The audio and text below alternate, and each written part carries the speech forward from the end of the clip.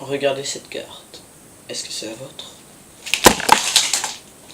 Salut tout le monde, c'est Enzo du Cinéma pour ma première chronique. Et aujourd'hui, je vais vous présenter un film réalisé par Louis Leterrier avec Jesse Eisenberg, Woody Harrelson et Mélanie Laurent au casting. Je vais bien sûr parler d'Insaisissable, sorti cette semaine dans nos salles françaises. Je suis allé le voir dimanche avec une amie. Donc on est déjà mardi, donc je tarde un peu pour faire mes chroniques. Mais voyez-vous, j'ai des problèmes de caméra et donc voilà. Ça fait déjà 3 fois que je refais cette vidéo, ça m'énerve. J'étais censé être déguisé en... parce que c'est toujours habillé avec des chemises noires et des vestes. Mais chez moi il fait 45 degrés, essayez de porter cette veste, vous comprendrez. Donc le film est un film de magicien braqueur de banque. Donc déjà ça partait mal pour moi, parce que tout ce qui est magie, ça m'attire pas. Donc j'y suis allé avec un mauvais pressentiment. Mon ami m'a dit allez viens on va le voir. Je lui ai dit ok on va aller le voir.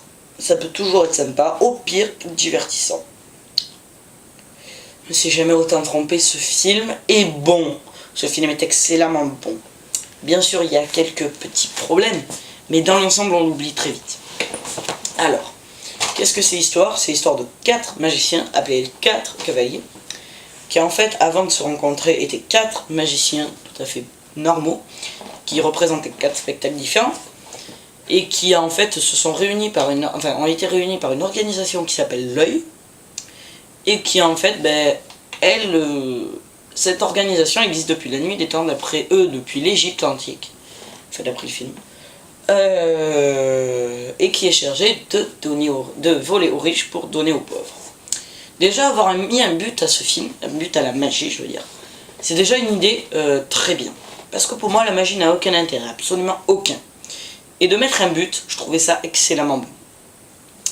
Après, donc voilà, ces 4 magiciens sont réunis, et ils commencent leur spectacle de braqueurs de banque, toujours en volant aux riches pour donner aux pauvres. Donc ils volent une banque, ils volent un banquier véreux qui était aussi dans des assurances, qui avait oublié d'assurer la Louisiane, enfin de rembourser la Louisiane quand il y a eu les inondations, et une agence de coffre-fort qui est censée être inviolable et qui finalement a bien été violée. J'ai dit quelque chose qu'il fallait pas, non? Bon, tant pis. Donc voilà, voilà, donc le film part comme ça. Déjà j'ai un problème directement. C'est un bon film, mais je vais beaucoup en parler. Il y a un problème, c'est les effets spéciaux.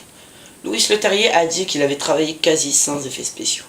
Et pourtant il y en a partout dans le film. Quasiment tous les tours de magie, à part peut-être celui... je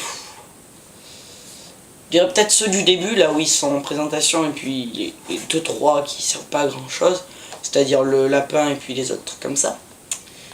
Sinon, tout est réalisé avec un effet spécial, ou des effets spéciaux.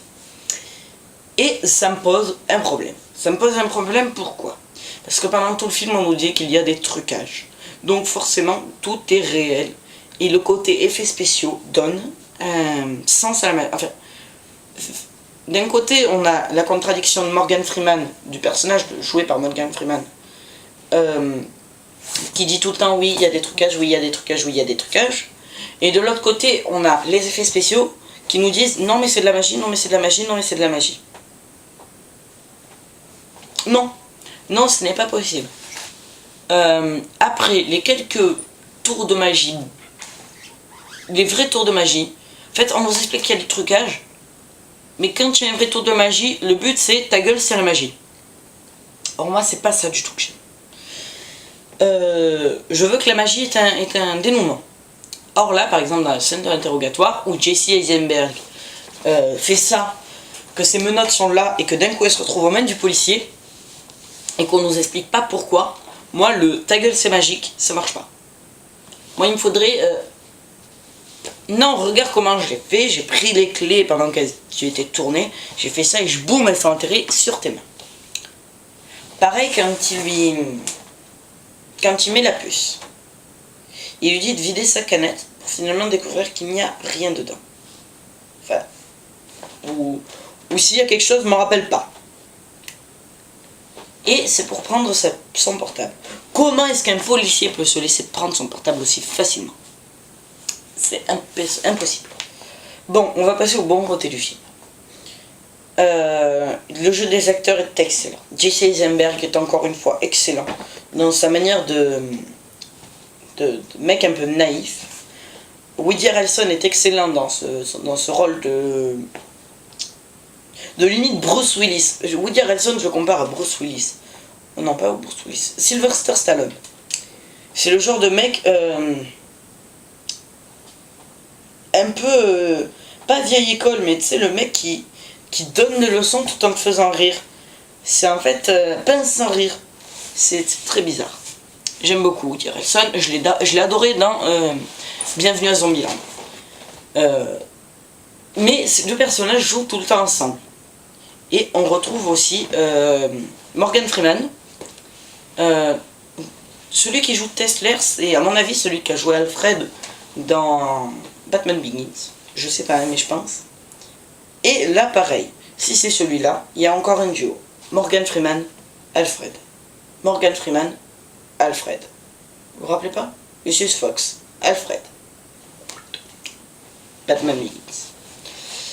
Il y a Mélanie Laurent qui a joué dans un film que je déteste. Ah oui, que je déteste. Je hais ce film. Je chie à la gueule de ce film. C'est une horreur pour moi.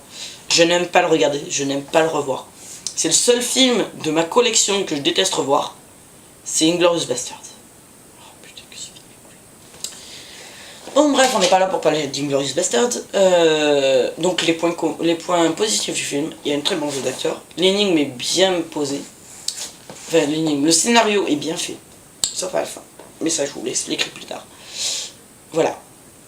Après, je vais passer au problème de la fin. Les points bons, de toute façon, on les connaît. C'est bon réalisateur, bon scénario, bons acteurs, bonne trame d'histoire et bonne musique. Il y a une musique de ouf dans ce film. Sincèrement, j'ai adoré la musique. La musique coulait parfaitement. Des fois, avec mon ami, on s'est retourné, on s'est regardé et on s'est dit, bordel, la musique. Mais presque, on oubliait le jeu d'acteur tellement la musique était bien. C'est peut-être un info, ça. Après, la fin. Donc, ils arrivent à braquer la banque. Ah, purée, Enzo, tais-toi. La fin. On s'attend à ce que l'œil est une des objectifs, une base secrète, enfin, un endroit où se rassembler. Or, la fin n'a pas de chute. C'est une horreur, c'est horrible. Ah, putain de bon Dieu. La fin n'a pas de chute. C'est clair, net, précis. La fin est nulle. La fin...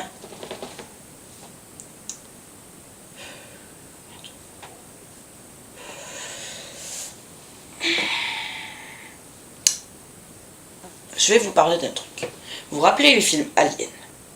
Vous vous rappelez, dans chaque film, il y a acte 1, acte 2, acte 3, rebondissement. À la fin de l'acte 3. Dans le premier Alien, c'est-à-dire... oh putain, je l'ai ici. Bon bref.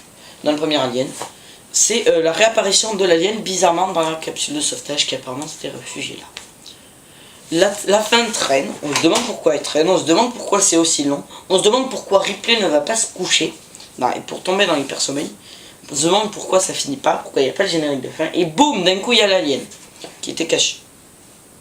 C'est bon, c'est très bon comme une fin, et j'adore. Or là on s'attend exactement à la même chose, la fin est longue, la fin est longue, la fin est longue, avec mon ami on se regardait comme ça, la tension montée, et générique. Le générique, ouais. Comme dans Dark Shadows, la maison en feu, la tension qui monte, générique. Ah! C'est horrible. Ça devrait pas être permis, ça. C'est horrible. Bon. Est-ce que je conseille ce film? Alors oui, je conseille ce film, mais je ne le conseille pas à des cinéphiles avertis. Je pense avoir développé, avec le temps, un œil d'assez bon cinéphile, sans vouloir me vanter.